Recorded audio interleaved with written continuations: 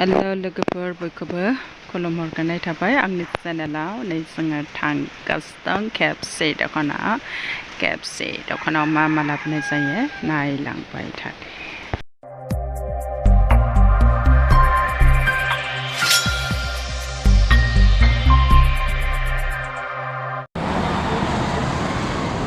लोगोफोर जोङो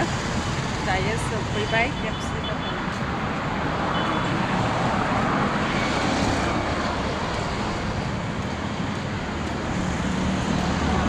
जानो फैदों लोगोफोर जोङो मैयानि बार्थडेमोन नालाय बार्थडेनिथ' सेलेब्रेट गैया अब्लाबो गथ'फ्रा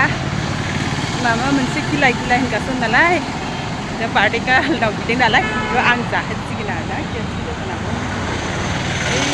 KFC बेयावनो जानो फैदों जों दा लामा बारनोसै जोङो लामा बारनानै थांसिगोन आरोना बे साइडआवसो दं दा मा लानाय जायो थ' फैबाय थादों आंजों लोगोसे भिडिअखौ नायनो इन्टारेस्ट दंबा बै लामा बारसै गारियाबो जि जाम जायो नै दैमाफ्राव लामा क्रस खालामलायनो एसे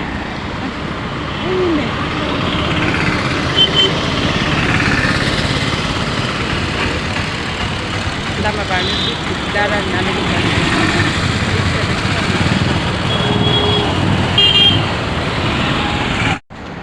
फाइनालि लोगोफोर जों नै लामा बारना फैबाय बै साइडनिफ्राय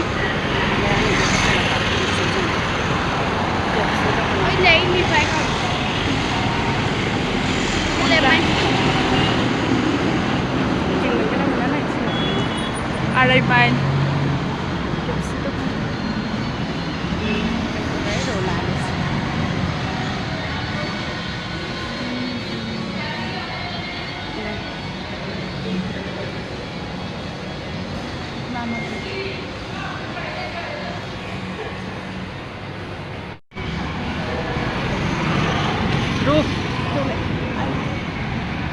लानानै खारबाय जों माबायदि जाफेराखै जाफेरनायाथ' दिनैसो फार्स्ट टाइम जागोन ओइ धाबायाव नुनाया बे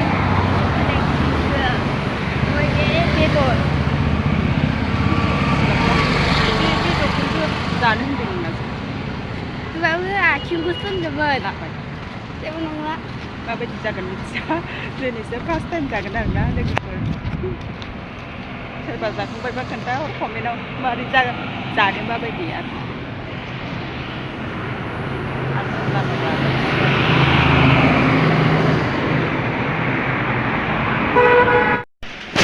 नै लोगोफोर दानिया जों लानानै फैबाय न'आवसो लानानै फैबाय दानिया जों जानोसै नै जागासिनो गथ'फ्रा